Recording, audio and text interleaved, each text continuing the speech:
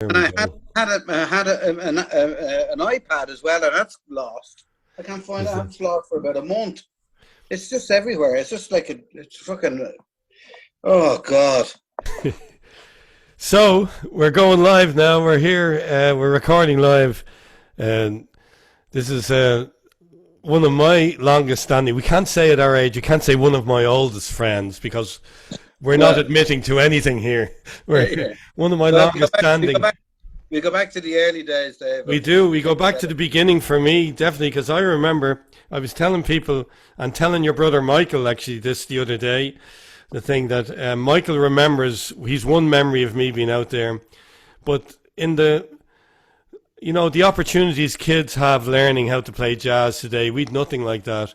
So I would cross two buses to Walkinstown yeah, to just to play chords behind you in your house before you were taken away in the van for Carol and the New Blues. Jesus, As yeah. I soon remember as the, you left, Michael would come in and play. And I remember saying, "Come on, Dave, play Waves, Waves." He'd say, "Bo-dee-doo-doo," and he would do St. Thomas, and then into the kitchen, where I had without a doubt, I said my first plates of curry. Your mother was making enormous pots of curry, and for a serial glutton like me, there was bowl after bowl. I I couldn't get enough of this stuff. So while you're all rushing off to go wherever Carol and the New Blues are taking you, I was yeah. having I was having my first experiences with curry. Well, you must. I remember you being over. You just be in the sitting room a lot. And my dad was my dad was a great teacher. As you know. Um, but I remember we the two of us composed a tune for Gerard. Oh, My brother jeez, I've called. forgotten that. Yeah, Jesus. it was called a quiet one. Yes, yes, Remember Jesus. that? This is why when you do this thing, it's fucking brilliant. I had no memory of that until And you said it tell you as now. well. This is a good one, David. I'll tell you. Um, I still have it here. Do you? Now hold on. Oh, the metronome. Do you remember what I have belonging to you? No. The Cannonball Adderley play along. Oh, really? Yeah. Yeah. I still have that. I Speaking love of that. speaking of Jamie Aebersold. Yeah, yeah. I've loads of, I've loads of, I'm playing lots of stuff. I've just been listening just now to, you know the way you kind of go into YouTube and you're like going through stuff, Oh yeah, I've been doing it. some Yeah. Michael Brecker stuff and whatever. And then I think Lou Soloff did some work with Randy Brecker, the two of them on some probably different albums. And then I saw a name that came up, I remember from Blood, Sweat and Tears called Fred Lipsius, Oh yeah, I remember seeing saxophone that there. player. And I've Yeah. just been listening to him there now. One of his albums, a couple of his albums is brilliant. Really great player. And his arrangements are gorgeous, Dave. Check it out. Fred I Lipsius will. guys. I know that name. Yeah. I want you to look up somebody over the next few days. There's the show I did the other day with a guy called Jimmy Mullador, Mulidore. I was almost wondering if you would have come across him when you were in Vegas, because he's a saxophone player and he was the house band leader in the Las Vegas Hilton. So great jazz player. He's 82, and I'll save the rest for Oh, when you. you tell me about him. Yeah. There's he unbelievable. This guy picked up Charlie Parker. He rode in the car out to pick up Parker at the airport in All Cleveland right. when he was coming in. So he was 16 at the time, going to meet Bird, and Bird had no saxophone. And anyway, the people heard all those stories the other night when I was telling them. So what I'm gonna some of the questions I'll be asking will be questions that obviously I know the answers to because I know you a long time, but some of them I don't. But the first time that you were aware that you wanted to play music, can you remember when that was? Um, I was always, as a kid, kind of singing tunes in my head. You know what I mean? Like, nearly like a form of Tourette's. Yeah, I know. I had the same fucking thing. Yeah, Like, yeah. I remember wanting to. I remember as a kid wanting to play the drums, and I think I got a kit of drums for Christmas as a small little kid. You know what I mean? and I was banging pots and pans and all kinds of stuff. And I think my mum and dad always kind of knew there was music there with me, and I was on. I probably, whether I was conscious of it or not, in some unconscious way, I was listening to my dad's records growing up, and people were around at the house. I remember Peter Ainscough would be around, or Louis, and and I remember meeting lots of different people, like other saxophone players, Ken Oust. There was Ken Stewart, who was a great fives player. Yeah, yeah. They were around, and Jim Doherty, of course, and you know what I mean, Noel. So I and a couple of times when I'm probably about 9 or 10, 8, and I go along to my dad's. If he was playing with Jim with the big band, I'd go along with him just to get out. My mom probably got rid of me, get out of the house, bring him with you, But I'd be sitting there listening to the bands playing, and I suppose it's probably into playing football with my mates and stuff like that. But Me as older, well. Yeah, yeah. Yeah, I got older. I started playing the alto then around 9 or 10. And my dad got me a little gig with the Dublin concert band. And I love the alto sax. I got a few little gigs out of it, like, with shows and stuff like that. And but I was playing it from time to time, practicing a bit here and practicing it, but never really got really serious about it. And then I got older, as about 14 or 15.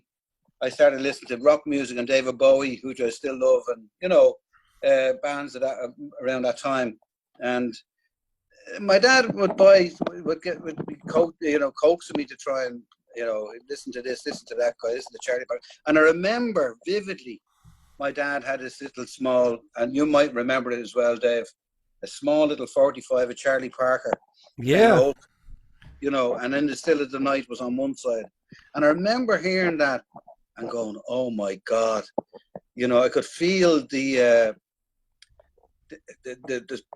incredible playing, the incredible, it's hard to describe really, it's just such genius, from Charlie Parker. And I said, I think it was, and I remember asking my dad, saying to my dad, who's your favorite saxophone player? Who's the best No, I said, who's the best saxophone player in the world? Yeah. And he said Charlie Parker. And then he played me this record. But, and I think that's what really got me, the bug bit me then. I was practicing more. And what I was doing was, he had an alto saxophone in the, and he'd leave it on the stand in the sitting room.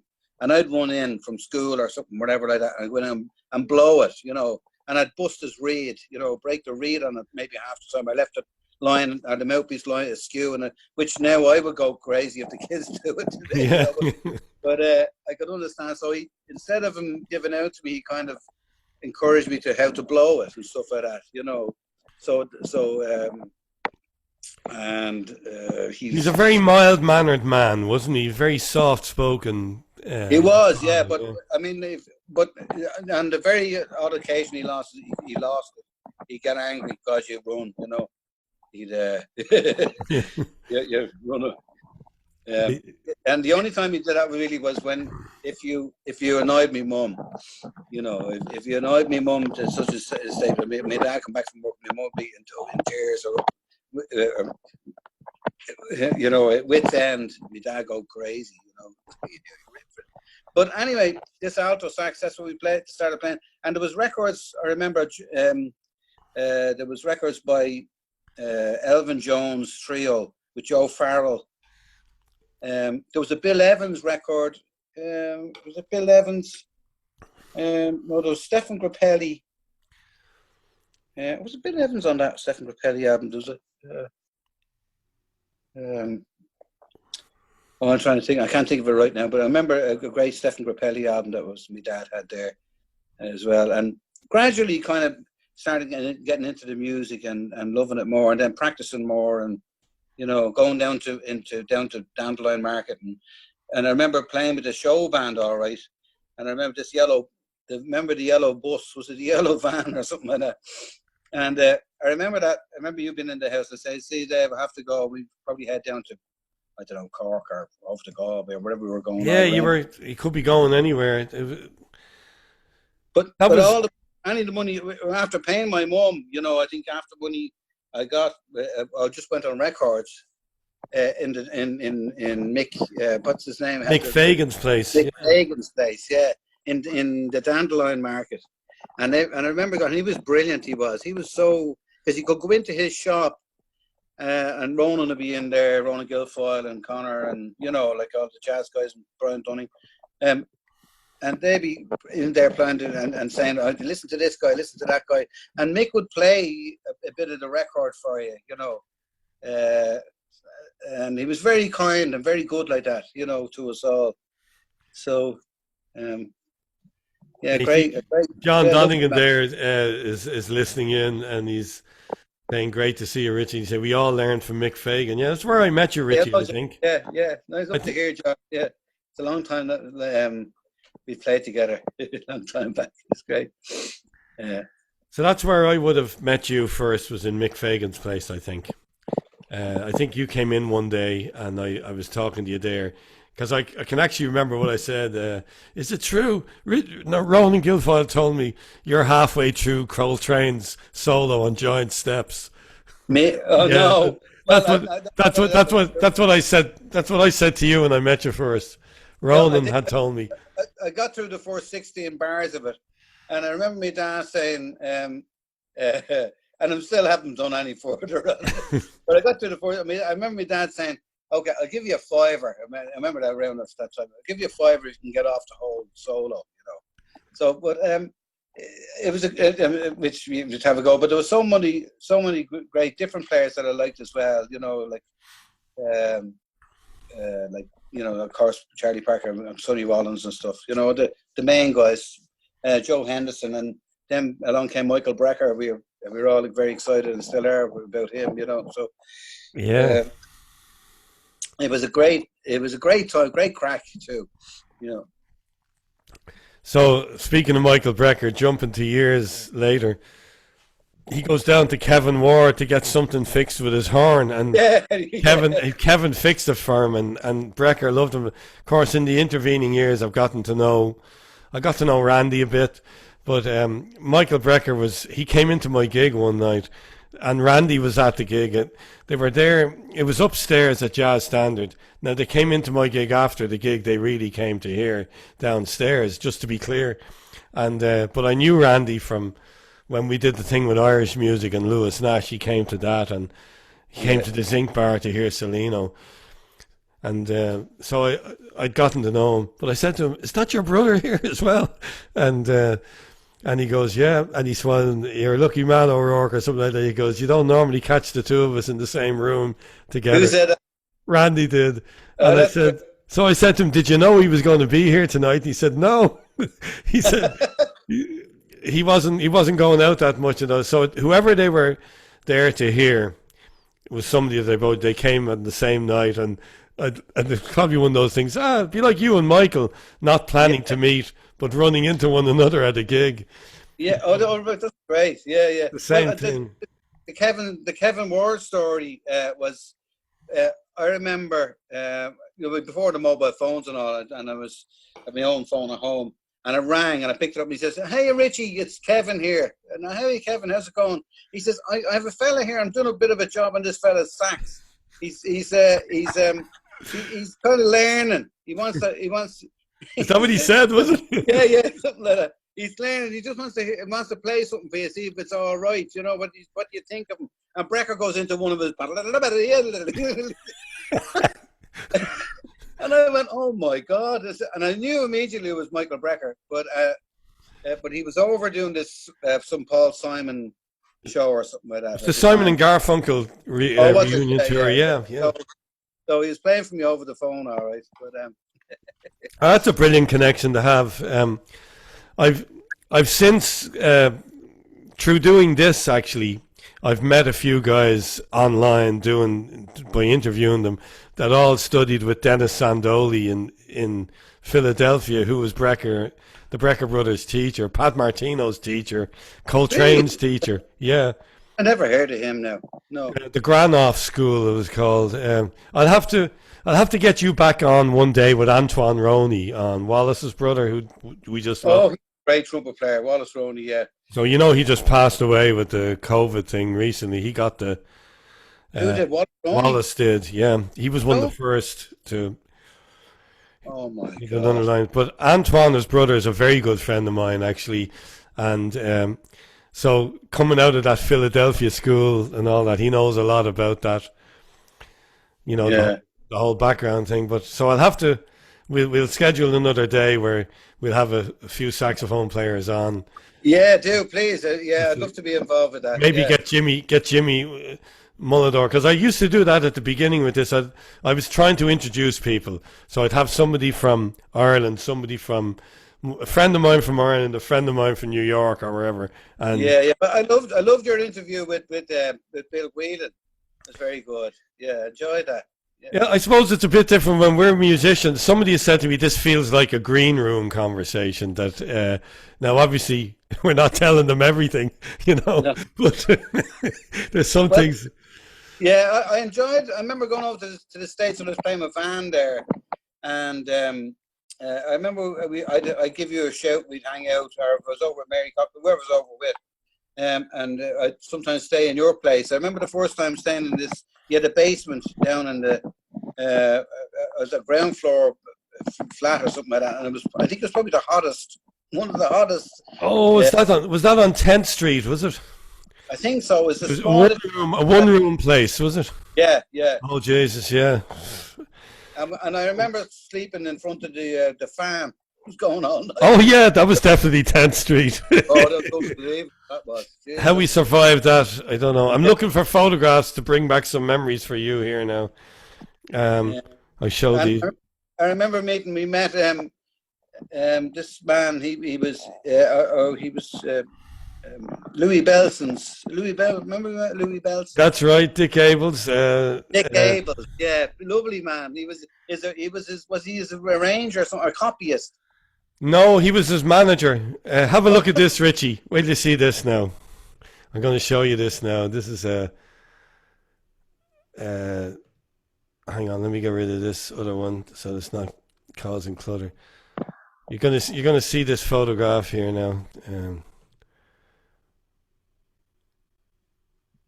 That's from that very trip when you were over with Van to do the Beacon. Oh my God. Louis Belson, me, and you in McGee's. Do you remember that place? Yeah, I do. McGee's. Yeah, it was. I look at it's gas, isn't it? Now you were on. This is the way my memory goes. You were on something like $60 a day per diems, and the hotel you were staying at, you could blow that in one meal and not get a whole lot. This thing, I remember you walking in with me, and you said, "Is that for real?" It was a hamburger and chips and a beer for $5.95. No, I was actually getting 50 pounds sterling per day. Was it Which is even more, 50? I think it was 50 quid. I mean, Jesus, I'd be But looking for that now. you started phoning the lads then to come on down here, and by day 2, and I photographed somewhere else of all. Bernie was the name of one of the guitar player. Oh, Bernie Holland, yeah. Yeah, they were all. Yeah, he's still around, Bernie. He's a great player. And he's a great artist too, Bernie is. Great painter. And he's still around. Neil Drinkwater, maybe he was on keyboards. It was a Yeah, great that rings a bell. Neil Drink. He was a big, tall guy, wasn't he? Yeah, played piano. I still keep in touch with Neil. And that was a great band. We played with that band in the Beacon. That was around 1989, 1990. It was 89, November Oh, 89. I wasn't there. Yeah. I wasn't there that long, and let me see. I'm trying to find some more from that period, but I'll tell you. I sent you a link for the Beacon Theatre. If you I did, yeah. I got that. Yeah. You can tell me how far in you want it. You were featured on that. Now I'm going to tell you. Here's a story from the Beacon. You got me. This I wouldn't have even thought, because I was into just being a jazz musician.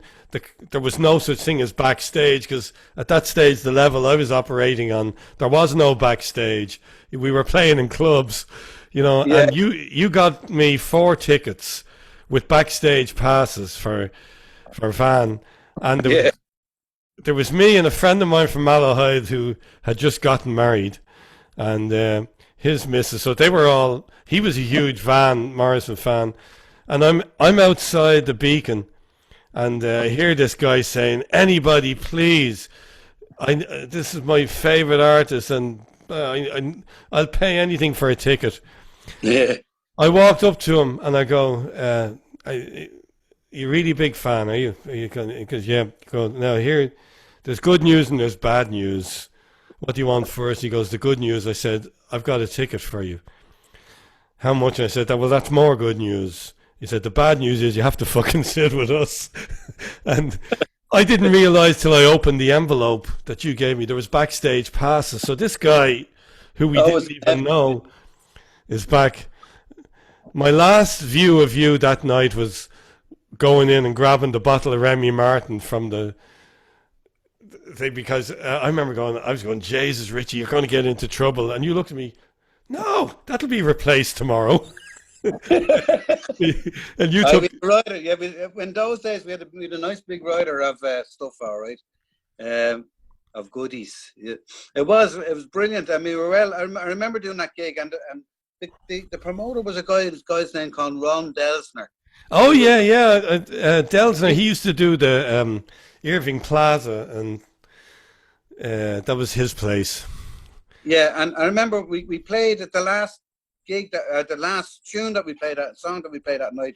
I think it was probably, and he was Van was knackered. We were all knackered because it was a really long gig, and I think we did it over 2 nights or something like that, and it was recorded. So, which it is, it's on video. But I remember him saying to Van, "Well, come on out," and I says, "I'll pay it." And Van says, "Give the guys $100 each, for to go on and do another tune." So I remember we went back out and played. And as we walked off, this guy had a big wad of money in his hand, and he gave us all $100 each, which then was brilliant. Yeah, that was $100 then. I think we headed off down to some other place down in Long Island or something like that, on the piss or something. But it was great fun. I was hanging out. You were meeting me, and I was meeting you every day, because I was still staying with Dick Abels at that stage, with Louis' manager. All right. So I would come down and I'd meet you at the China Song at lunch every day. You're there, and then we went around. Look, there were still a few record shops like Colony Music still around, but we turned the corner and you had a bag of vinyl, and Van's coming the other way, and and he goes, "Hey," and he's going, "What's in the bag, Richie?" And you go, and you're like this. You're kind of it's just some records, and he goes, "What you get?" And he's dragging it out of you, and I'm thinking, Jesus, Richie's taking an awful... I didn't get it at all. Richie's taking an awful risk here. He's been very unfriendly with Van, and I'm thinking, I've heard that he can be quirky to work with. And then Van looks like he's trying to get you talking. He's going, me and Georgie are going out to Mose Allison's house today. He was all excited about going. Yeah, on the gig. He was on the gig with us that night. And he was excited about hanging out in his house, I think. That was the thing. So this was ahead of, you were rehearsing for the gig. And I remember saying to you later on, "Jeez, Richie, would you not be worried that you get fired?" You know, and you go, "No, the guys who try too hard to be his best friend are gone within a year." Something. Well, it was like, I remember saying to Van, I remember asking Van, I remember saying to him, why does you go through the bands, different people so quickly and all this and kind of that? And he just kind of said, "Nobody's hired and nobody's fired. You just, you get the call, you're in, you're out." And it was kind of, after a while, it was kind of, well, you did your gig, blah, blah, blah. And then you weren't on the next gig or whatever, maybe you did a run for a year or two and you were gone. So you had to kind of be prepared for being gone. Yeah. Because I remember there was guys in the band, in bands that I've been in, and they're kind of saying, "Oh yeah, no, this is the best band Van ever had. He can't get rid of us now. This is the best gig," and they'd be gone. You know what I mean? And they couldn't understand why they were not fired. He wasn't firing anybody. Well, I mean, unless they did something really stupid or whatever. But your man Liberty DeVito, the drummer that was with what's his name, Billy Joel for years. He said, "You never get fired, you just don't get the next call." That's it. Yeah, that's exactly it. Yeah. I remember, yeah. That's what happened to him. He said, "I guess we're not going to the wedding." I think when Billy was marrying Christy Brinkley or something like that, and they said, "No, we are," and he goes, "Oh." But I remember playing. We played down a place called My Father's Place down in Long Island. We went down there. We weren't doing the gig, but we just went back there. And myself and Van were having something to eat up in the attic in this place. Just I think chicken wings and a beer or something like that. And in the door walks Billy Joel and Christy Brinkley, and and he comes over to us. It's just me and Van in the room, and he comes over and he says, "How you doing?" And Van looks at me and goes, he kind of, "Who's that?" It's Billy Joel. Oh yeah, and he cleans his hands and shakes hands with him, and it's kind of a bit awkward because I don't know whether Van was shy or whatever like that, but he didn't say much to Billy Joel. Billy Joel was in awe of being there with Van Morrison, you know. But and that was my meeting with Billy Joel. Jesus.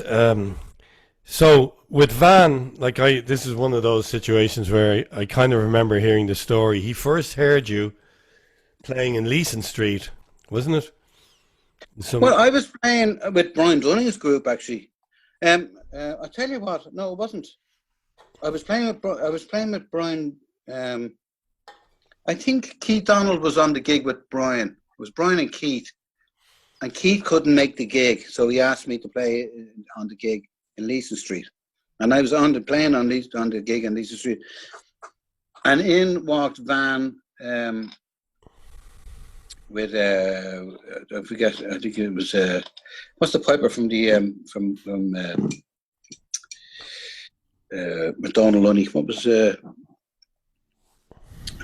was over from Clare. He's a great piper.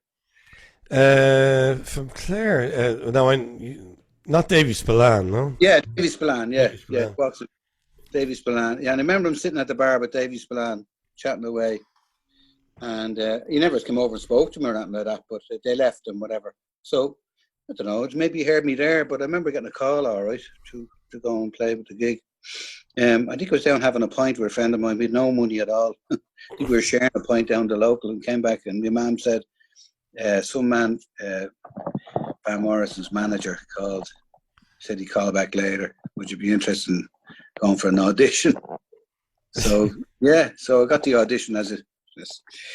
Anyway, but I was I had all these records of Vans, and I was trying to play like the previous sax player was the great P.B. Ellis. And I was trying to get off a couple of P.B. I'm playing maybe in the style of P.B. had, on a couple of records. I remember playing the show bands years ago before that, and I'd be trying to play me a bit of jazz and flowing over the things that they say, no, play it like it is on the record, you see? So I wasn't going to let this happen again. So I was trying to play like Pee-wee and play it on the record, and Van turned around and stopped the band. He says, "What are you doing?" He says, "Play your own stuff. Play the way you want to play, which is brilliant. Oh, that's brilliant, yeah. Yeah, oh yeah. He says, "I heard you playing, and you were kind of, playing with influenced by Coltrane and people like that and stuff like that. Play like that. Do your thing on the gig." And I was thrilled, No, that's but great. I got great opportunities to play with like different people, like to play with Freddie Hubbard, and like we did this. There's a link coast to coast. I'll send it to you. I have it somewhere. Coast to coast with Herbie and Chick Corea and Van, Georgie Fame, Dave Early, Larry Carlton and stuff. Well, George Benson told me that he met you on a gig with Van. I think it was at the Montreux Festival. That's right, yeah. He said to me, actually, he was slagging me because he said, I can't go anywhere without running into somebody that knows. And he goes, they all go, I'm a friend of David O'Rourke's. Yeah, and he said he's a saxophone player. And I said, I know who this is. Yeah, it was actually, I'll tell you where it was. It was in the hotel. And we were booking into the same hotel. He was in the same hotel as we were, and he was at the foyer.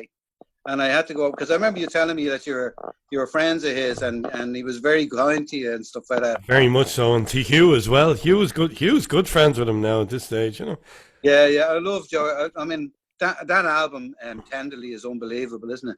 It's It's one of my all-time favorite records of all time. Is that album Tenderly? Wow.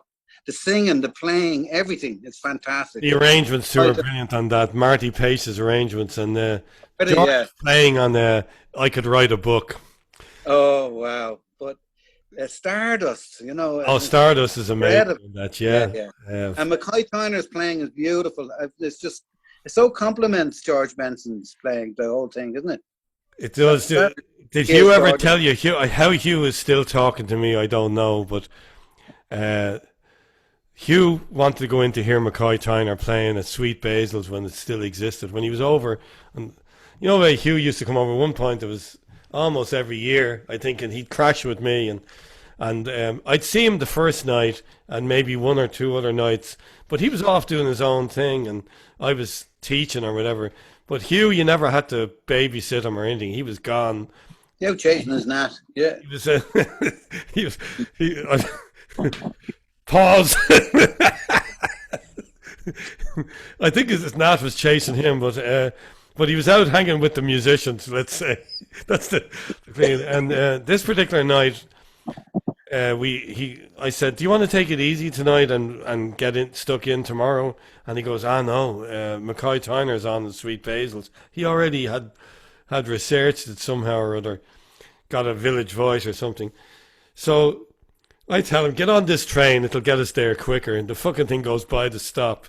And we have to come back and back down again on the local train. Now, we lost about 20 minutes. We walk into the club and we're getting close and I'm talking to him and he goes, suddenly Hugh picks up speed. There's Benson. Benson was on stage. Hugh walks in the door. This is what he gets. It's over. Oh God. It's over. And I'm thinking, oh God, this is fucking terrible. Helma, he's not going to forgive me for this. The next thing, Benson tells us that he's hanging out in Bradley's to follow him over. All right. Thank God. Yeah. I would have. Yeah. I was down in Bradley's with you. You brought me down to Bradley's too. Yeah. Yeah. I remember. I think it was over there playing with. It was on my birthday, I think it was, and we did Hugh's album over there as well. That was a different trip. Yeah. That was a different trip. Yeah. But with Mary Coughlin there, because that was. I remember. Are we allowed to tell those kind of stories? Are we? Will we go for the? You're passed out. You and I were in some jazz club till 5 o'clock in the morning, and we come back to my gaff, and that place you were talking about, the heat. It was that place, the 10th Street apartment, and I get a call from Mary, wakes me up. The fucking phone rings, 3 hours. Dave, can you come get me? And and I'm going, oh. I said, Mary, hang on, Richie, and I can't wake you. And I waken you up, and you wake up just long enough to turn around and say, tell her to take a cab, and boom, you're gone again. And she's going, come get me. And I said, where are you? And she says some street number, and I go, Richie, and you waking up again, and now you're losing the plot with me as well for waking you up. Second time you're going. I did well. We'd been through quite an ordeal anyway. No, I know. Well, this is, you said I went through this in what's this? I went through this in Neil Jordan's house in New Orleans, and so in the end I called Dick Farrelly, who was out with Michelle Caputo. All the band were staying out in her place. Oh, Michelle, yeah. And I said, I need help here because I'm bollocks. I had to teach that day, and I couldn't think straight. I'd been several nights with it. We were hanging out every night. So I was. The next thing, she ends up in my apartment, and I'll save some of the story for privacy because I don't think Mary would be. But I remember telling my mother. That I'd met Mary Coughlin but she didn't. My mother wouldn't know the circumstances, and she sees Mary in the Imperial Hotel at the Cork Festival. He goes, "Hello, Mary. I'm David O'Rourke's mammy."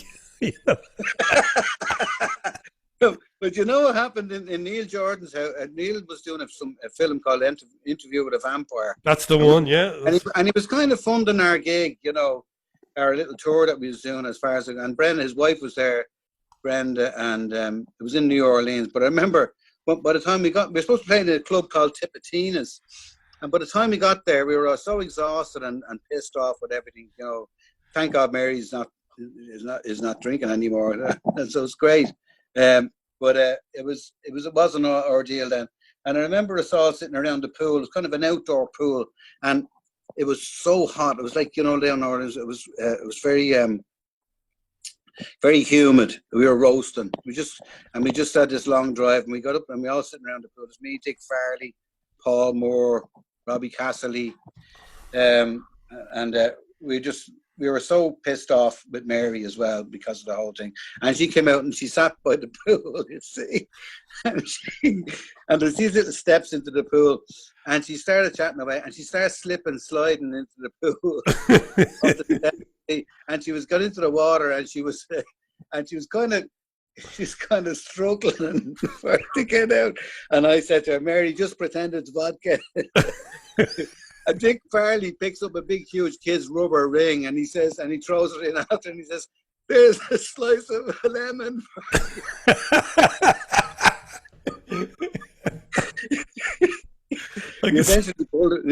Eventually pulled her out anyway. So, but I was even though we were pissed off, it was the funniest tour. It was one of the greatest tours I've ever been on of any band. Was that tour, you know? Well, when I got the call from you. It was you cut straight to the chase. Hey, Dave, is there any chance I can go down and stay with you? We're all here you were bollocks from everything that had gone on. We're in the Chelsea Hotel, the whole band in one room. In there, yeah. In one room, right? The whole band in one tiny room. So, I think, you know, you and I got the jazz clubs in New York, but Michelle Caputo, she was a great Italian cook. She could do, the lads were better fed than you and I were. I know, yeah. we were doing takeout. Yeah. But I do remember Bradley's. I went to Bradley's with you, but I think you went in by yourself a couple of times and came out when I was living out in Queens. I remember. Because you went to see Vincent Herring. Oh, yeah. Great, yeah. He was in the band, but I don't know who was playing piano, but was it Mulgrew Miller? I think it was Mulgrew Miller and Vincent Herring, and I don't remember who was on bass, but because I think I went one night with you and you went back again, or something like that. I thought Vincent Herring was a great player, all right. I mean, he was kind of new on the scene, well, wasn't he? He was relatively, at the time, yeah. Yeah, because I remember you were really impressed with him. You came back and another time when I was in the East Village, I remember you sitting in some club down in the East Village. There was a jam session going on, and it looks like, you know, we all had to sign our names on, and there's all these guys walking in, getting asked to play after we've already signed, and eventually we just went up and said, "Look, it's a story here," you know. Well, I think one of my fondest memories over there with you, Dave, was when we went with Celino down to what was the place, the club where Billie Holiday used to go. Oh, the Zinc Bar, was it? What was it? No, it was Lennox Lounge. The Lennox Lounge, yeah. Yeah. Oh, you played there. Yeah. Because Celino, you and Celino were like that. Yeah. The minute you're playing, and Celino made no secret about it when he that's the kind of, you know, that's what I loved about Celino. When he heard something, he's going, that's the kind of tenor saxophone that I used to play. That kind of sound, because that was he used to play tenor before. Tenor, I know that. Yeah. And to the day he died, he was, you know, you and Hugh. Hugh fit in with him like a little too well, actually, because it was my fucking gig. Oh, yeah. No. But that was an amazing place, that the Lennox Lounge. Is it still there? No, sadly the lease went on that, and because that was a movie set for a lot of the kind of black exploitation movies and that, because it had the perfect it had the Art Deco thing about it, and But they were so lovely in there. I mean, for me and you, we were made we were made so welcome, even like in the area that I was in and stuff like that. And probably because we were friends of Celino's too, he was looked on as a kind of an influential kind of guy, wasn't he? he was. He was. That was the other thing that I learned about. As he was one of my closest friends, obviously, but he was a celebrity in Harlem, in the Harlem scene, the Chitlin circuit, the last, and he would walk into a place and they'd be going, "Oh, there's Celino Clark. I wonder, is he going to play tonight? Is he?" And he would get so very good to me, and very good to any Irish that came over. And there's a guy called Rogers as well. Oh, the drummer, you and Rogers were. He passed away sadly. Oh God, yeah. Well, we meet again. But I tell you what I loved about it as well, Dave. When we played up in the stand on that gig, people were dancing, and like you play a ballad and they were, close, slow dancing and stuff like that. I thought it was really gorgeous, it was a lovely vibe there. It was a lovely community vibe there. Oh, definitely.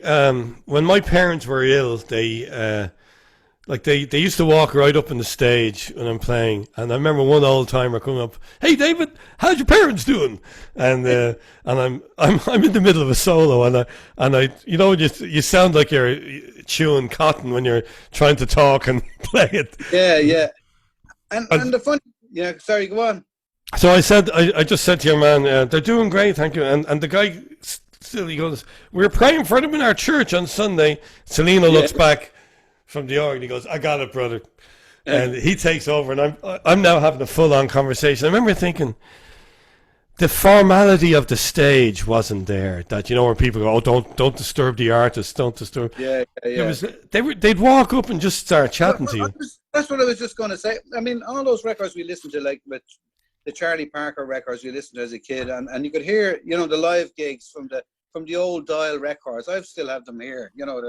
I love them. I still play them, but you can hear in the background the live gigs and people talking and chatting, And we always thought that, "Oh, shh, don't be saying that, and the gig is on." You know what I mean? They're playing, and they just played regardless. Nobody kind of showed up or that like that. They just, they just played anyway, and there would be somebody chatting up, and it was, you could really feel the vibe, a great buzz all the time, and So I'm going to interrupt what we're doing here now for a minute to bring on a good friend of yours of mine is going to pop in with he's won a major prize in the literary circles. All right. Bob Hyland. Hey, Bob. Let's see if Bob is there. Is he coming on here? Here he comes. So, Bob, I'm hearing. Let's see. We have to unmute you. There we go.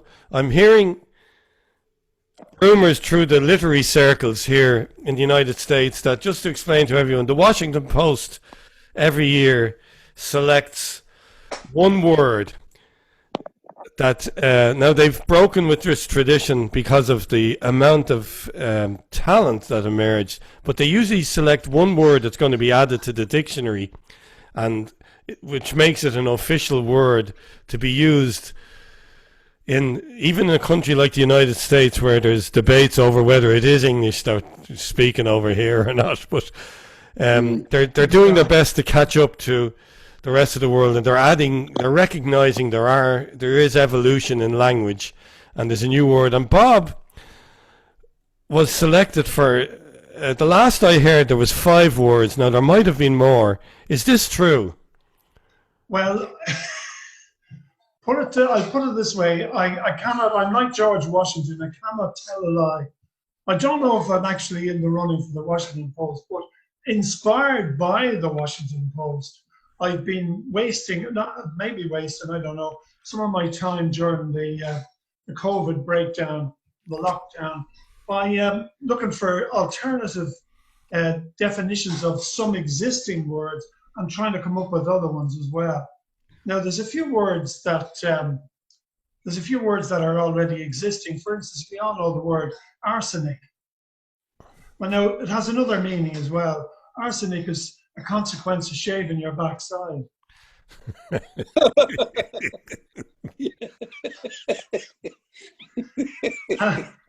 Another one I have here, escapee. Escapee, okay, we all know what it means, but it actually means a wee leak. A wee leak. Yeah. Very good. Oh yeah, another one that for you musicians, and of course at one time I used to try and claim to be one myself, but another one for you, 12-bar blues, consequence of a long pub crawl. Very good. For the American audience, that would be bar hop, for a long bar hop. Yeah. Okay. Let's see if I have any more. Oh yeah, intercourse. INTERCOARSE, rough sex.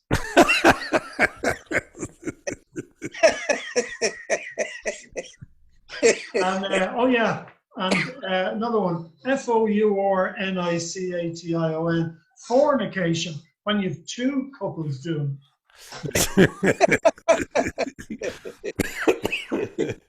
Now that's about as much as I can think of at the moment. What about the pandemic that you were telling us about? Well, pandemic, yeah. Well, pandemic is, of course, pandemic is when there's an outbreak of a disease that causes people to play with words, and there's no known cure for it. So it's got me, and that's not letting me go. We're having some people here chiming in. Yeah. Good man, Bob. Jeez, you couldn't even keep the story straight, Bob, for the start. You're making me look now like a manipulative, typical American talk show host now, trying to manipulate a story where there was none. No. But I'm no good at the thing. I've got this George Washington complex. But by the way, seeing as we're talking to you there in the US of A, I've written a couple of things about that tall, orange-haired man. I've no idea who you're talking about. I deny his existence. Well, I'd love to too. I was looking back. The day he was elected, I was sitting doing a bit of work at my computer, and I stopped and I put my head in my hands and I tore out the last few hairs off the top of my head, so that I ended up like you, Richie.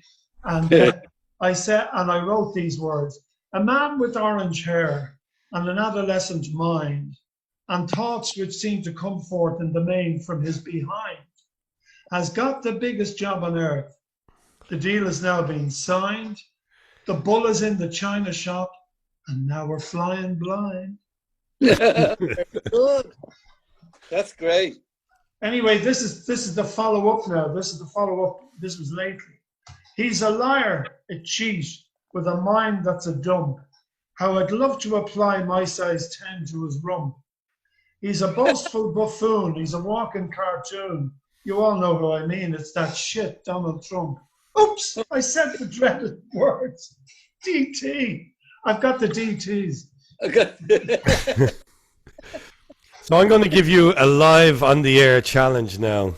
Oh, Jesus. Like I did the other day. I'm going to give you the first two lines of a limerick. I might have to get you to help Richie. Richie likes them as well. Well, he'll come across as a narcissist if he helps on this one, because there was a young man named Richie whose Swiss roll was terribly itchy. So take it from there. Oh, let's see how good you are now, Hyland.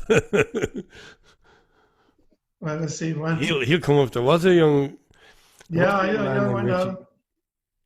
Well, before you do, was a Confucius say, "Man who go to bed with itchy bottom, wake up with smelly finger." Well, wait a minute. You put me. I'm trying to get this. There was a young fellow named Richie whose Swiss roll was terribly itchy. Yeah. I know. Do do do do do do do. Nearly have this done. This is why they pay Bob the big bucks now. This is why they retired him in the last year, just in time for quarantine. So the reason I did this to Bob, by the way, is Bob. He wanted a ride. Or was it? I'm trying to keep it a bit clean. Okay, there was a young fella named Richie whose Swiss roll was terribly itchy.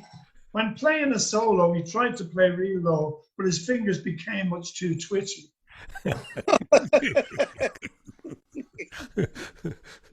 There you go. That's off the top of the head. Very good. It ain't perfect, but there you go.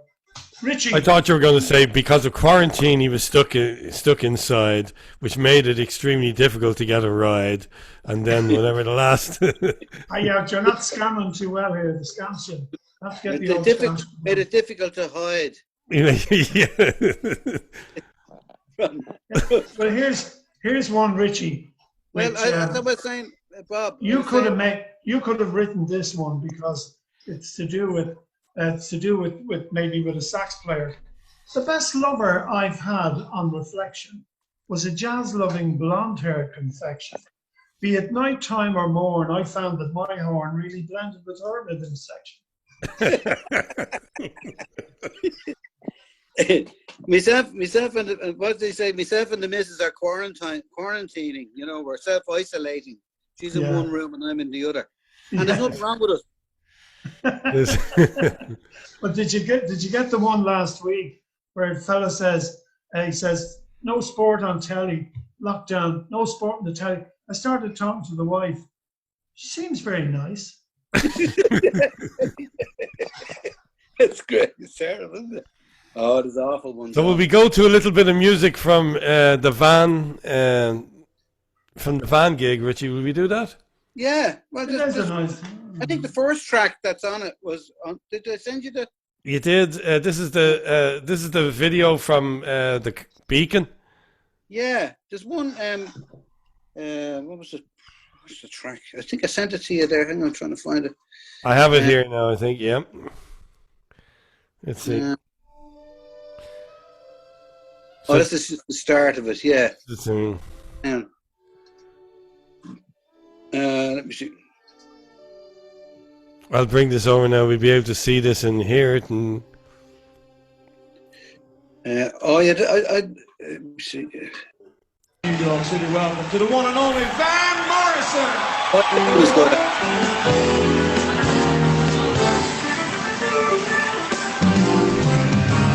Whenever the sunshine comes through, whenever my thoughts turn to you, whatever you want me to do, baby, I will be there. Whether I'm crawling up the hill, shouting on Benson Mill, just as long as I'm in the middle, I will be there. And if it's on, in the afternoon in summertime, and you're drinking champagne and ice, anytime, I don't mind, even if I got the blues. After I'm paying all my dues, you decide to go for a cruise. Baby, I will be there.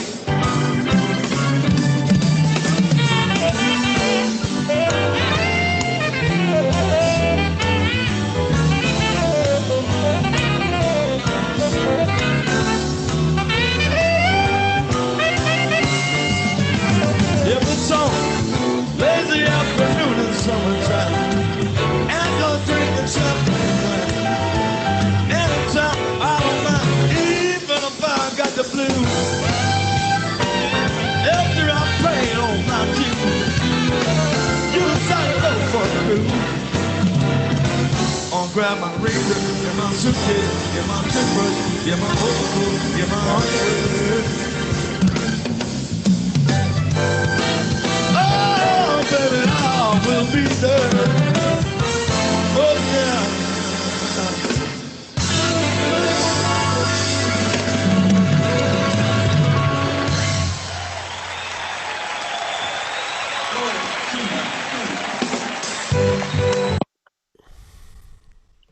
there. There Yeah. you go. That's a. That Dave. I think they liked it.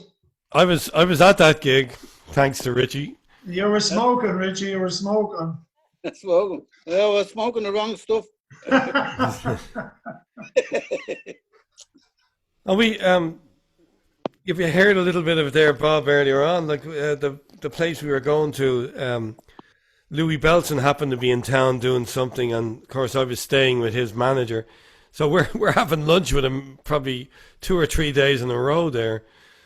You know. Oh, great, yeah, and in a little Irish place. I'm trying to find of another photograph of you and Louis Belson, and it's just the two of you.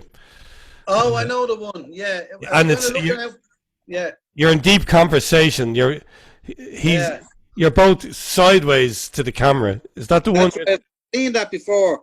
You took that photo. I did, yeah. I'll find it if it's here now. If not, it's I hadn't scanned it yet. But it was great memories. Bob, do you want to share a memory of that comes to mind off the top of your head of working with Richie? Well, one thing I can remember, he probably won't remember it, but I remember doing a gig. There were a number of reasons. Most of them are musical, but one of them was unmusical. A memory in 1988, and the reason I remember the year will become clear in a minute. Simon Nabatoff came over to play, and you, Richie, and Jim Doherty, and John Wadham, and myself, and whoever was on bass, maybe Dave Fleming. We did a gig which I called Vox Bop, and I'd written the lyrics for the gig, and we did it in the Edmund Burke Hall before Simon Nabatoff was on. Oh yeah, and we did stuff like Round Midnight and all that bebop classics. And I remember that. I loved that gig. When the gig was finished, I was still saying to myself, "This is good. I'll go around the back and I'll have a jar with the lads." And then I remembered I had given up cigarettes, and I knew if I took the smallest drop of beer, I was going to start smoking again. And I went home, and I was absolutely sick going home in the car, saying I couldn't even enjoy the post-gig celebration because that was the time I finally kicked smoking, because I knew if I'd had a cigarette, I was back on again. If I had a beer, I was back on again. I stayed off the drink for about 3 weeks, and I kicked the cigs, you know. Yeah. I always remember that, and I really enjoyed the gig. And at the end of it, I was going around, and everybody was having a taste, and they were all in great form. And I had to go home, you know. And I came in, and Catherine said to me, "You're home very early," and I said, "Yeah." But yeah, Dave as well. I have a great story. I mean, do you remember? I know you were in the States at the time, but there was Brad Meldow. I remember being in New York with you, and Brad Meldow came in and played in some club, and some woman, I think she was something to do with Hellman's. Daphne Hellman, the harpist. Yeah. Yeah. And Brad got up and played the piano on it, and it was unbelievable, like, you know. But when he came over to Ireland, and he came over to do a couple of gigs in Ireland, and he did a gig in Trinity College, and everybody was there at the gig. It was like a real students kind of gig, and I got up and I played 1 or 2 tunes with him. But got to know him and chatted away, and I had the car, and we all went in the piss, you know. And I was driving Brad Meldow. He's up in Rathmines somewhere, living up either like a digs up in Rathmines or something, a B&B at the time, before he was kind of really famous. Right. So I brought him out for a few pints afterwards, and got him rightly oiled, the two of us, and we drove up, and we went up by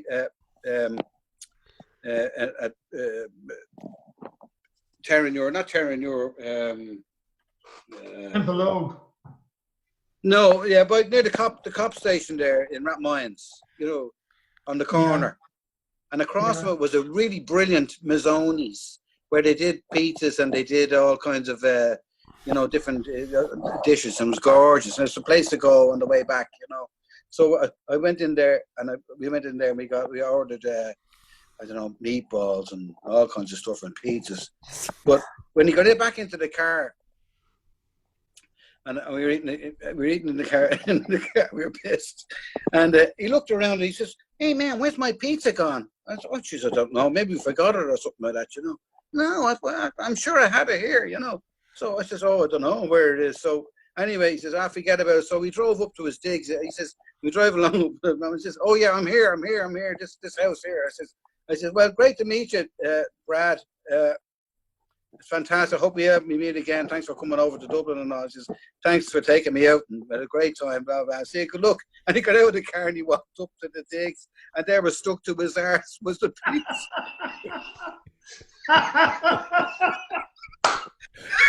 It was stuck to his coat. He had a big brown coat on him, and it was stuck to the arse. He was sitting on it in the car.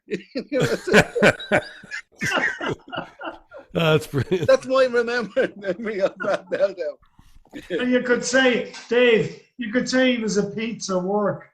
Oh, who has a new message for us here? Who's this from? John Daly. Who's this? John Daly. He's saying, "Good one, Richie. Poor Brad." Richie, I'm going to ask a question about this now because my father was a big fan of this. I remember him telling me about it, and he was very proud that he knew you. And this is way later on. Right? This is he would have hung out with your father in Cork and the boats and all that kind of. Yeah. They'd been connected, but when he watched The General and really enjoyed the music, and at the end looked to see who it was, and when he saw it was you, he called me in the States asking for your contact information. I want to tell him I really enjoyed it. Oh, that's well, I don't remember that, but that's lovely. I remember I didn't have a number probably for you at the time or something like that, but I said call his mother. She'll pass the message on. Yeah, of course you would, yeah. But a lovely man. Your dad's an angel, and so was your ma. I remember. Your mum was gorgeous. And what was your brother's name? Oh, the oldest brother, when you stayed in his place out at late night after we did a gig out in the area, was my brother Paul. Was it the oldest guy? Paul, yeah. Paul. And you know what? I was over in Malahide, I think about 9 months ago, and I went down Townyard Lane, and I went by the shop. You know, he still has it, yeah. Yeah, I was looking in the window, but you know, I was just out there. I don't know why I was out there. I think I was out doing a gig or something like that. And I was out there.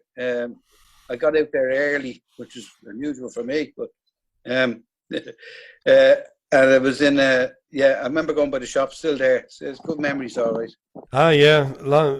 So, can you tell me about? Because I don't. This all happened while I was away. You know how did it happen that you were writing the score? Because that was quite a gig to get, wasn't it? It was a prominent kind of. There would have been a lot of interest in a movie about the General to begin with, right? Well, I got a call from. It was probably from Philip King. I know, or someone from Van. Van, I think, was asked to do the score for it. Van had a couple of songs on it, and which were on it as well. So Quiet in Here, and a couple of, tracks that he previously recorded were going to be used on the movie. And John Borman wanted Van to do the score, you see. And so Van said, yeah, get Richie, just like that. Oh, brilliant. So so he called me up and I had to go for a meeting with him in town. I remember meeting him in town, and he was with this woman called, what's her name? Marianne Faithful. Oh, yeah, Marianne Faithful, yeah. Marianne Faithful, and they were in town in I think it was the music center, no, the film center in town, the IFC. So I met him there, and so he said, send some stuff in. So as, to make a long story short, it was kept on bringing back stuff to him, and some of the things I bring in, he'd go, oh, yeah, that's great, yeah, very good. And then the next week I bring in something else in, another cue for something else, and he'd go nuts, he said, that's a load of crap, So he didn't know where it was. And I remember going in to the studio in Windmill, Ringsend Road Studios, and I was there for about 2 weeks doing the movie with him, and I was shitting myself because I didn't want to. It was the first thing I'd ever done, really, and I didn't like that professional. You know what I mean? I didn't want to lose the gig, but I remember at the end. We all met at the end of the recording. We all went all across the juries or something like that, and all the the musicians and Van was there. And I remember sitting there, and John Bowman was there, all the lawyers and the people, the accountants and stuff like that, and they were in earshot. And Van's going to me, "Did you get paid yet? Did you get paid? Make sure you get paid," he said. "Make sure they don't rip you off." And I go, "Shh, no, they won't. No, they won't." Because, and fair play to him. He was making sure that I was going to be looked after, which I was, of course. But and that's how that happened, really. Now, what you scored another one, didn't you? Did that open the door to something else, or? I got a call. Yeah, well, I got a call from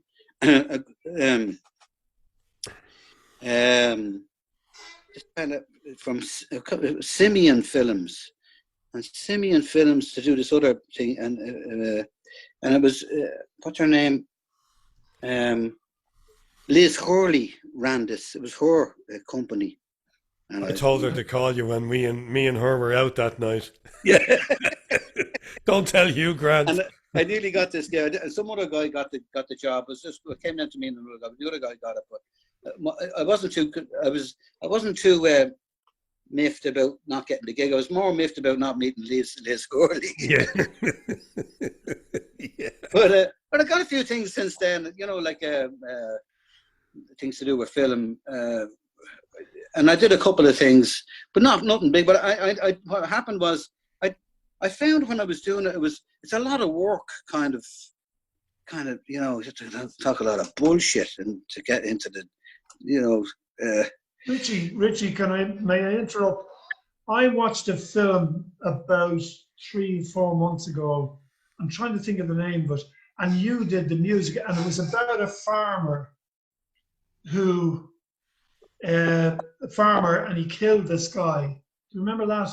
It's a very black film. It was set out in the country, and this farmer up the north, and he killed. There was somebody.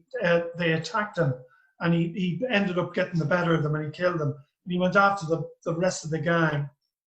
And I saw your name coming up for the credits at the end. Really? Oh. Yeah, bad day for the cut.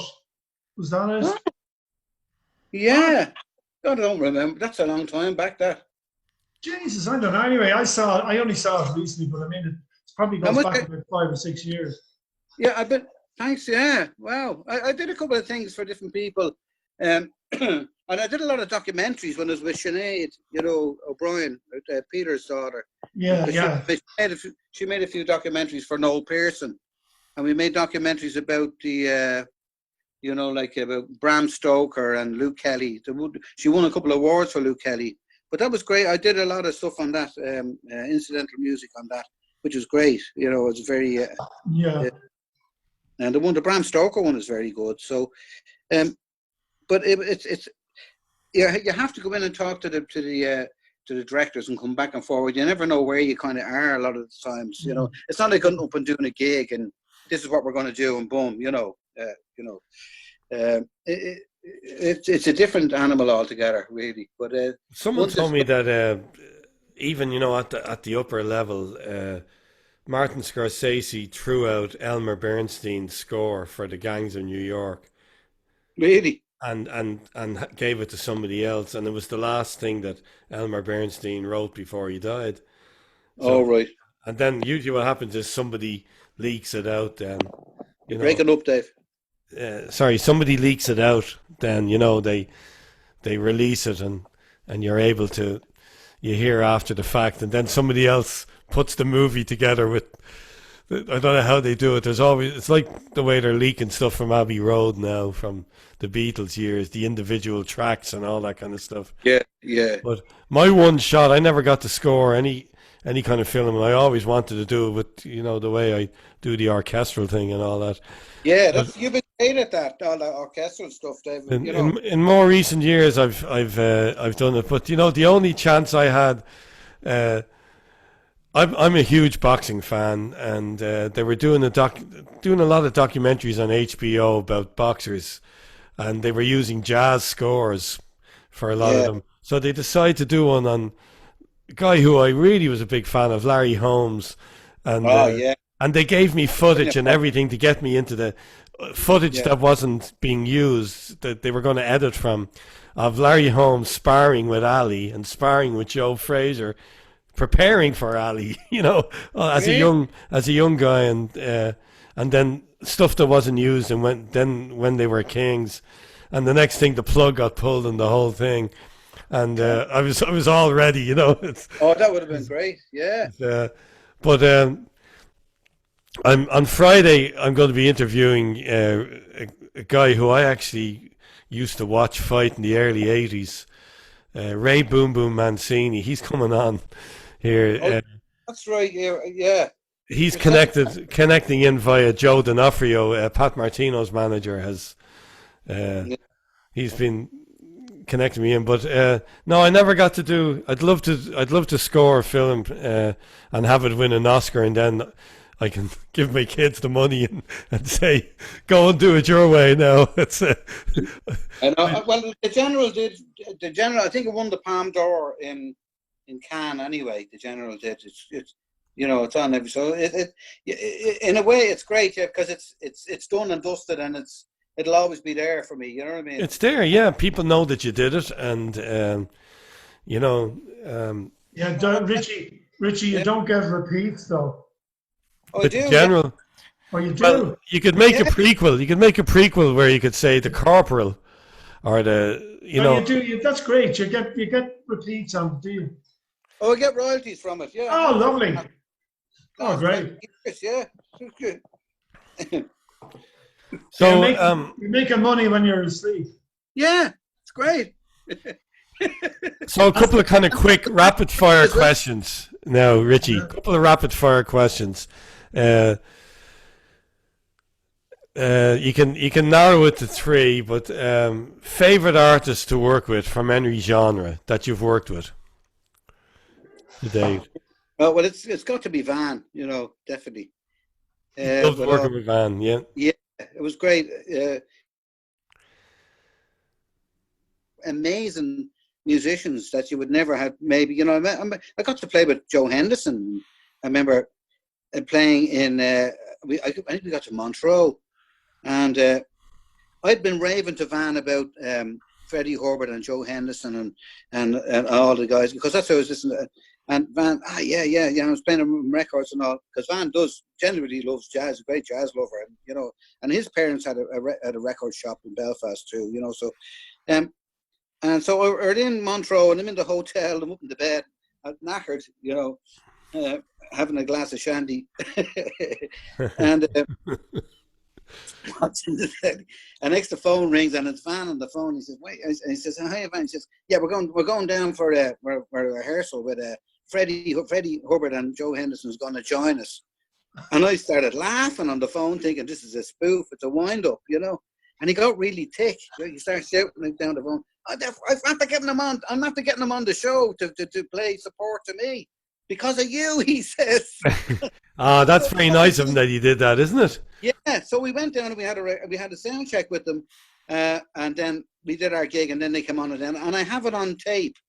I have that gig on tape, and the end of it, when Freddie Hubbard gets up and he calls himself, he says, "I'm Irish." He says, "My old mother Hubbard," he says.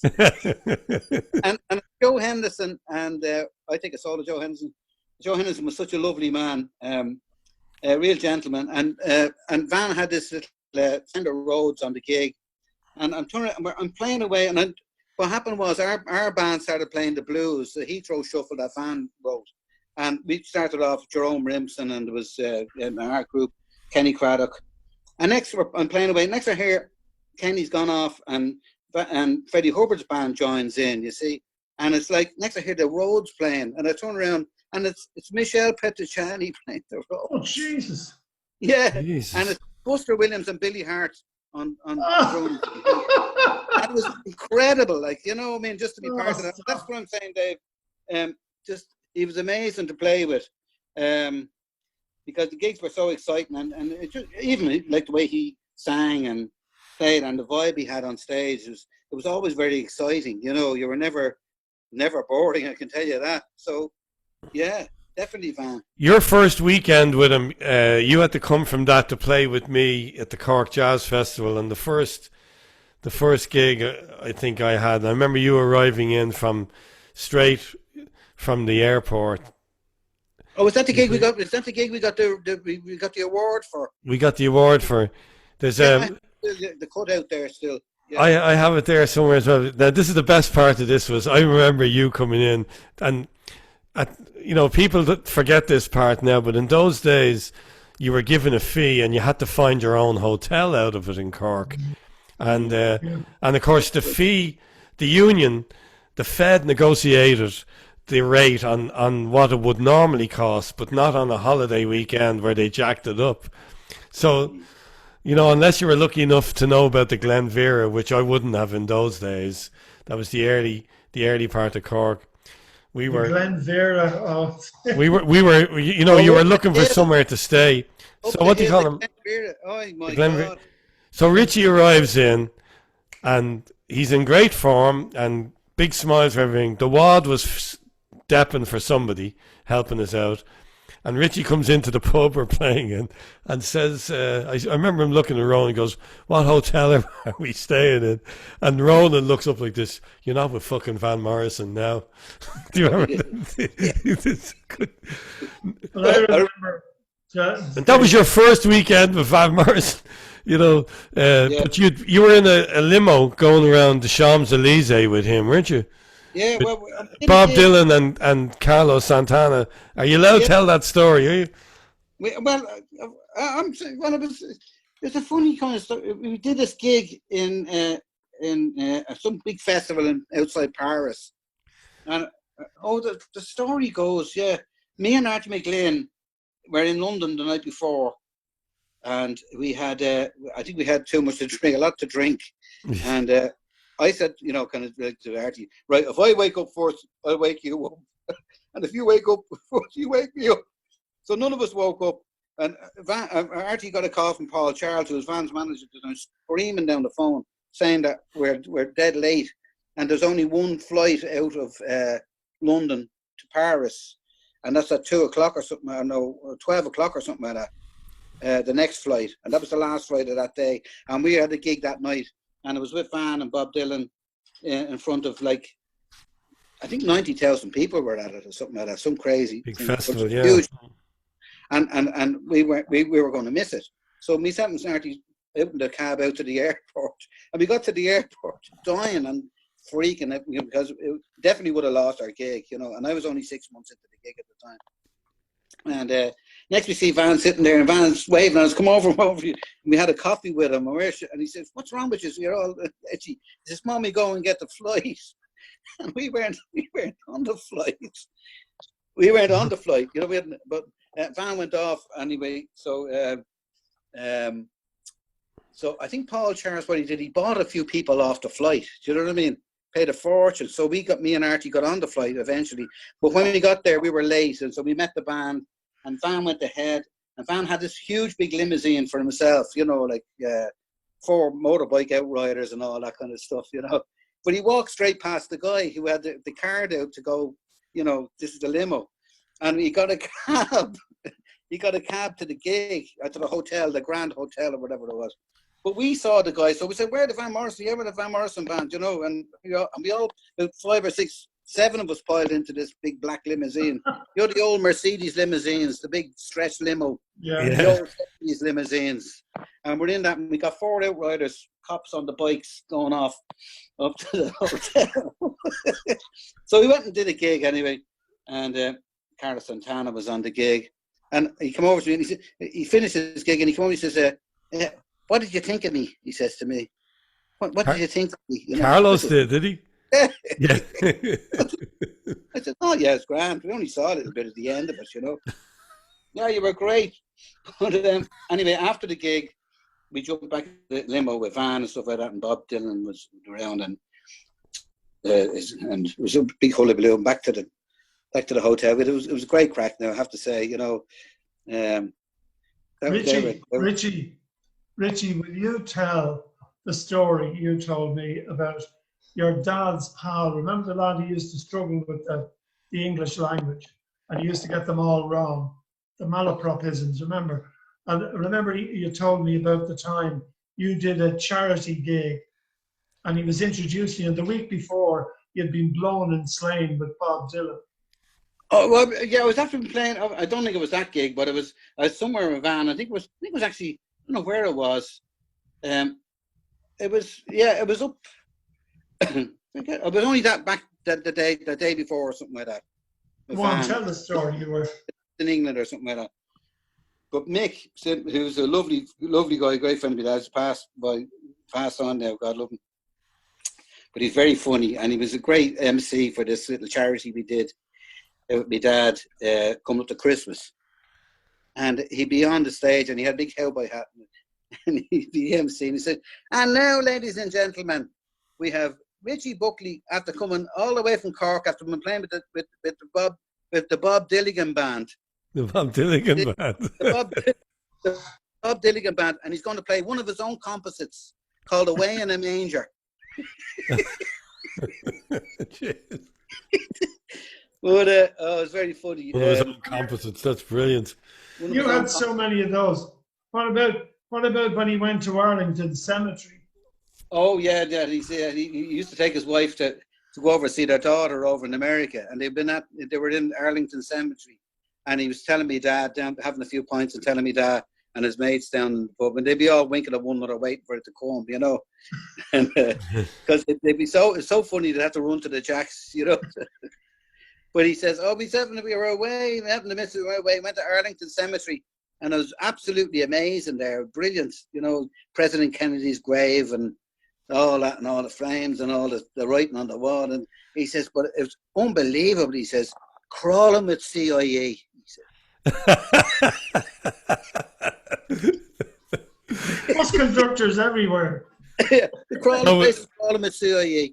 We'll have to explain that to the American listeners now, and they're listening in. That now you'll understand why we find this so funny. It's a very common thing in Ireland, like in Dublin particularly, where they say things like the baby was born amateur, or you know, there's stuff like this. But there's another CIE are our equivalent of the Metro North or New Jersey Transport. You know, it's the transport. But another great story, not about him, but I heard from some guy who used to drink up in Sallynoggin here, you know, and this is going back years and years. I never met him, but apparently he was a gargler, you know, and he was in the pub. I think it was called the Thatch at the time, and his wife had a baby, and he's in drinking in the bar, you see, and his mates come in, and he says, "What's the story?" "Oh, baby girl," and he says, "Oh, congratulations." He said, "How's she getting on?" "She's grand. The baby's not great now." "You know, what do you mean?" You know, he says, "Well, she had a few breathing problems when she was born and stuff like that, but she's all right now. They have her in an incinerator."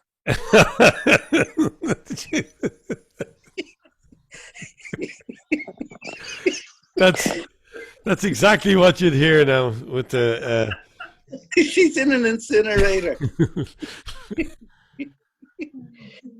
So, because we're coming near Tuesdays, I usually have to get off close to 5:45 my time, because my young fella has an online soccer thing he has to go to, where they're getting coached via Zoom. Beautiful parent, you have to do it. But Van's Hollywood Bowl concert in 2008, is there any idea what I should be playing off that, or just anything? Maybe, I don't know, maybe at the end, a common one, or one I used to do, the answering with Van, Summertime in England. It's right at the very end. Oh, this one says, "I believe I've transcended." Astro Leaks, "I believe I've transcended." Yeah. Live at the Hollywood Bowl. Is that the one? Common one. Have a look at Common one. Is there another? You sent me another one, was it? Oh no, what? I'm trying to find it here. Let me see. Oh yeah, it'll be on YouTube, wouldn't it? And you know, what's the name of the guy who's on that record? Is Roger Kellaway. Oh yeah. Yeah. Oh, yeah, Roger Calloway, yeah. He's on that record with me.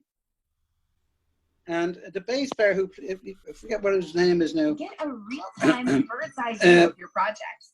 I'm trying to find this man at the... Because you can type in the link into the chat here. Yeah. Yeah, I can click on it then.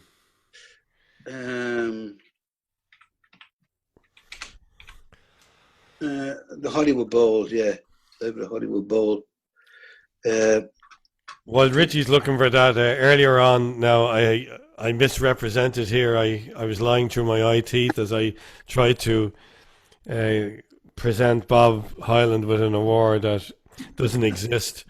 But he, if such an award existed, he would be a shoe-in without competition.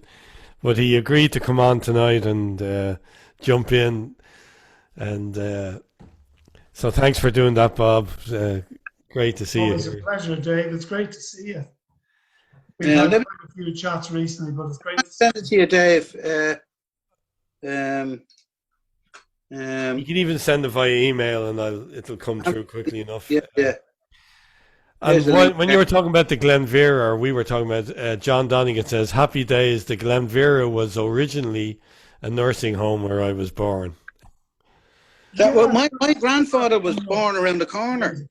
Was he? Yeah, and my dad's dad was born around in Gardener's Hill, which is not far from. Buckley would be a Cork name, yeah. Yeah, Gardener's Hill. And he was in the army. He's in the army down there. But Well, the Glenveera, my God, I remember the sessions in the Glenveera after the gigs were over used to be great, guys. I sent you that link there, Dave. Yeah, I have it open now, ready to go here. So we're going to go to this one now. This is the common one, not the common one, common one. And it features Richie with Van Morrison at the Hollywood Bowl. I sent you a link as well if you want to play it. It's not about me, but it's. I was only last night. I was listening to. It wouldn't open. By the way, it wouldn't open. The Chicory. Yeah, I tried to look at that last night. There was. It's on YouTube. Where is it? There. Oh, it's brilliant! Absolutely brilliant! Jesus Christ. I'll try and find it. So, can you lads mute your microphones while we're playing this? You mute your own sound. You know how to do that there? Just click on it, and I'll just play this track then. Okay.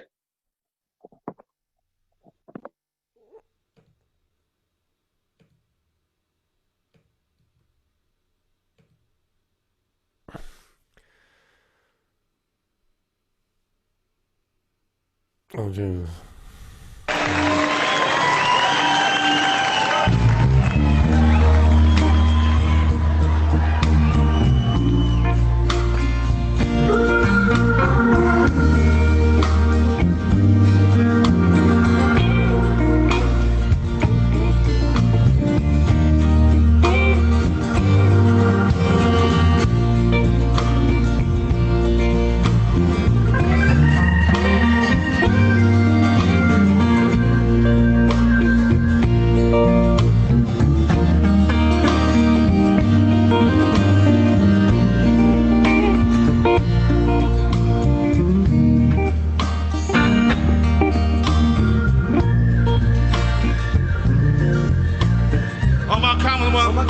With a coat so old, and a line in the head, something so high.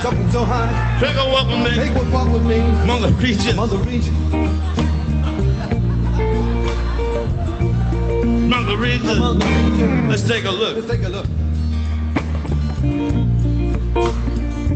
I'll settle down in the mystic church. In the mystic church. At the Notting Hill Gate. Notting Hill Gate. I was sitting down in the mystic church. At the Notting Hill Gate. At the West Palm Grove bus station. At the Sweetenburg Church. At the Notting Hill Gate. I was thinking about it.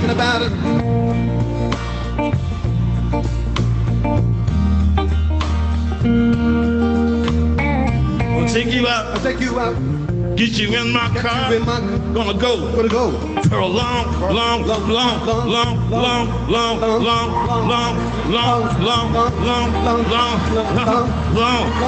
drive.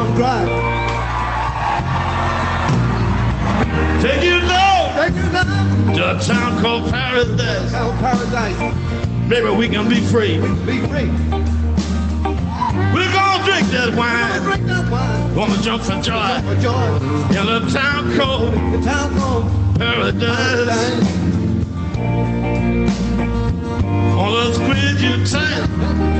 Make everything alright. Until we get there. Till we get there. Till we get there. Till we get there. Till we get there. Till we get there. Till we get there. Till we get there. Till we get there. Till we get there. Get that. Get that. Get that. Get that. Get that. Get that. Get that. Get that.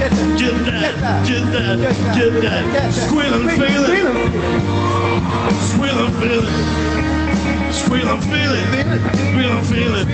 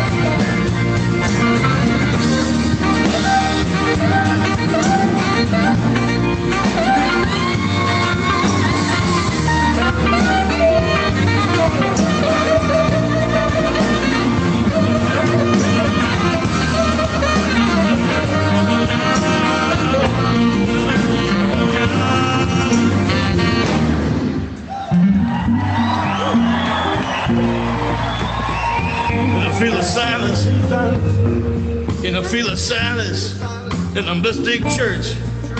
In a feel of silence. In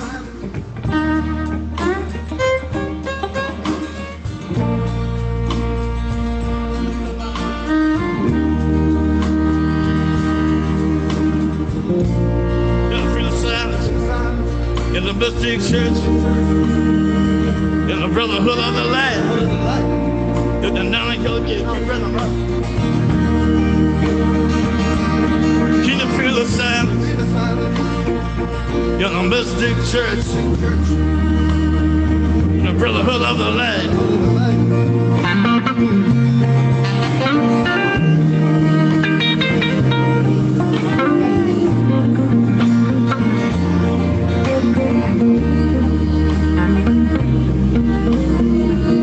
Can you feel the silence?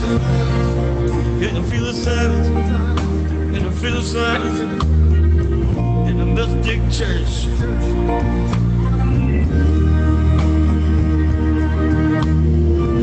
I feel the silence?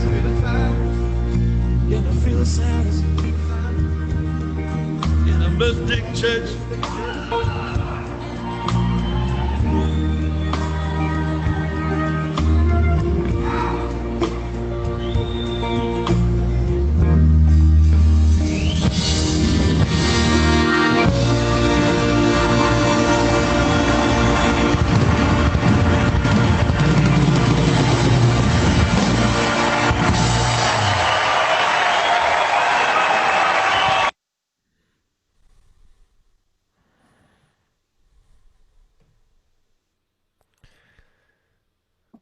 All right. There we go.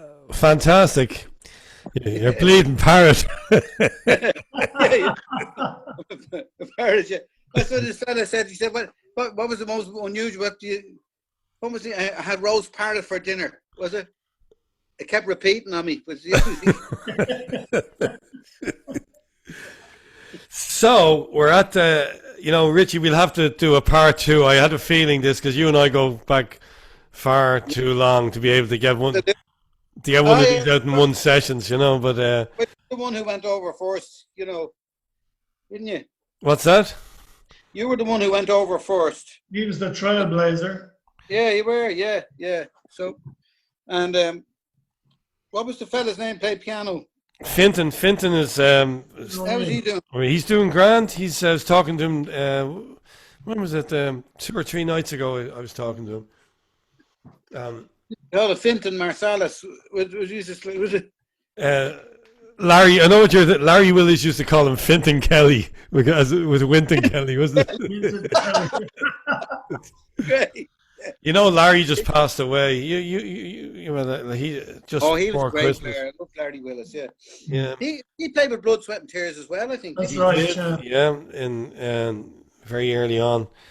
Do you know what's really funny is funny in a quirky way is Jeremy Pelt. Now I think you met Jeremy with Hugh in Cork. Did you? The two of you meet trumpet player. Yeah. Jeremy's a good friend of mine now, and He always was, wasn't he? Yeah. yeah, no, and he's Larry Willis kept losing his number, and he kept saying, "I need Pelt's number again." So the last time he was calling him, he would always tell me why he was calling him.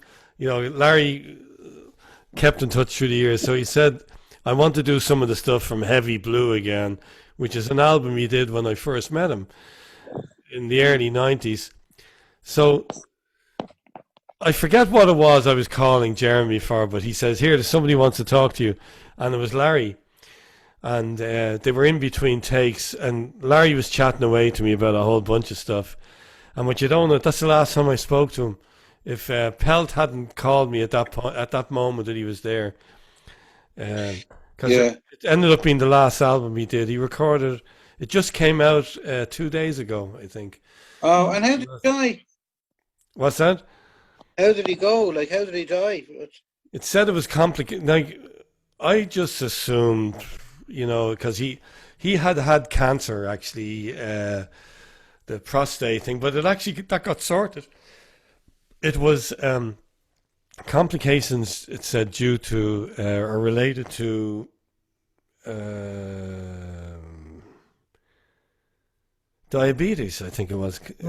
Diabetes connected. So I think that's what's killed an awful lot of people with that COVID thing, is that a lot of people who have diabetes. People with underlying problems, yeah. Yeah, but I mean, in the minorities in America, a lot of them don't have proper health care, can't afford it. This is the poor people who are dying. This is the whole disgrace of the whole thing. No wonder they're up in arms as well about that. I'd say it's to do with that as well, No, it's a terrible. Well, I'm not going to say the name because it was somebody that one of my very good friends from the African American community today called me, and his daughters had called to check on him, and that's the first time that has ever happened. It's usually him checking on them, worried about, and it shook him up that because of what's going on, the whole thing. But well, hopefully, this thing will be a new direction for people of minority, and hopefully it'll be a new. It can't be forgotten like it was before. You know what I mean? No, everyone is saying, or everyone is a big general thing to say, but a lot of people are saying this feels different. Yeah. I mean, you have for you out there. How does it feel like in New York? And I haven't been going into the city, but I'm going to be honest with you. I live in a town that's small town, very few minorities in it, and I wouldn't like to say out loud what I think of that situation, because the town over there would be, there's anyway. It's not a great scenario. I would worry about if I'm being honest. I'd like my kids to be around more minorities, and thankfully with the music I play, But the they only are. way it gets solved is like like, you know what I mean. That there's a mixture there. The people mix together. You know what I mean. This segregation thing is desperate. You know what I mean. You live in one area. Well, you said earlier on, Richie, how like you were talking about when you went up to Harlem at that time you're playing. There's you were there were people coming up to me. I remember that night, like the people you were talking about that were dancing and all that, going, Yeah. "Your friend sounds great." They were like Richie fit in with that Hammond organ Harlem groove. He was like, Yeah. boom! It was as if he was playing. Now, not everybody. I brought people to sit in from Ireland, and it wasn't everybody's thing. They weren't able to. They weren't able to catch that groove. Yeah. Well, You and well, Hugh were the best fits of anyone. yeah. I like that kind of Stanley Turrentine type of thing. Going on. And it was great. But I love the vibe of the place. That's that kind of made me play. A lot, or I don't know, but it's certainly the vibe of it certainly helped me play a lot. To it. To get involved with it. Really. Yeah. But, And by the time I think, I think you all had already met Celino before, or was that the first? Was that the first time you met him? Cork. You'd met him in Cork because that's what as I say, I loved about Celino. He would just go, "That's my kind of," he'd hear something, go, "Yeah, baby." He goes, "That's my kind of saxophone player right there now." Yeah, I remember driving around. Remember we drove around with him in his car around New York there. That's right. We used to call that the boat. The big, the big. Yeah, Dave. Sorry, I just remember I went down to hear you in the club, in the Sportsman's Club. In The Sportsman's Club, when it was run by an ex-cop. The Angry Squire, the Squire. Was that I heard it. Yeah. Well, I remember going in there, and Celino, of course, you were all playing there, and I was with a friend of mine. No! I know what you're talking about. This is in Harlem. Run by Run by Harlem. by a homicide detective, retired showmans. The Showman's Club. And I remember it was lovely because I remember coming in and being made very, very welcome. You introduced me to him. I got up and did Straight No Chaser with the band, and Celino drove us home on his way back home to his house. Yeah. Now, do you want to know something? He drove you home in the opposite direction to where he lived. Oh, no. He did that for me on every gig. He drove me home. Where would you get that? He drove me downtown. It's lovely. Yeah. Now we stopped at about 3 diners on the way. He was convinced that if he had soup, this would be 4 o'clock in the morning. If he had soup, it would soak up the alcohol. And he'd go in, "What's the soup of the day?" And the guy go, "Cream of turkey." "I'll take that one." So he go, "Cream of turkey." And he's eating it away, and then we'd stop somewhere else, and I'd be up 2 hours later to go teaching. But I actually have to jump off, fellas. So Richie, we'll schedule a part 2 here, and Be a bit more organised the next time. Sorry, Dave. no, this is I don't think you realise this. Zoom gives people trouble, by the way. So we've had a few now where it's taken us a half hour to get somebody on. Like we usually go on early. This wouldn't be the first time this has happened. Sometimes you get lucky, you go in. Yeah. Thanks, John. By the way, John Daly, yeah. John Duncan and John Daly. Good night, guys. We'll bring them on to say a quick hello there, so that people can see their faces. See if they got out of makeup on time, did they? Hair and makeup. John Daly be there all night. Just Hi, John. there he is. All right, gentlemen. Can't see him. All right. John Donegan Oh, there. Yeah. get his camera. Hey, Richie. Here How he you doing, comes now. John? You well? Great. John, Great John, to see you. John. Good to see you, Bob. Can't see you, John. I can't see that big, handsome moustache. Turn Great on to your hear camera, you. John Donegan. Great to hear you. Really enjoyed it. Brilliant night. Great, Turn on your John. camera, John Good to Donegan. hear Good from to you. hear from you guys. They are. There you are now. There Turn you on go. your camera. Don't be hiding. I know it's hiding. Behind the cork, yeah. Great. Really enjoyed it. I want more of those stories. That's Oh, yeah, brilliant. that's great, yeah. Great to see you. Yeah, and you. Very Your well. audience the next night. So tomorrow we have Christine Tobin. Thursday, who is it? Give her John. my regards. Oh, Chuck Schlachter from Nashville. Composer, guitar player.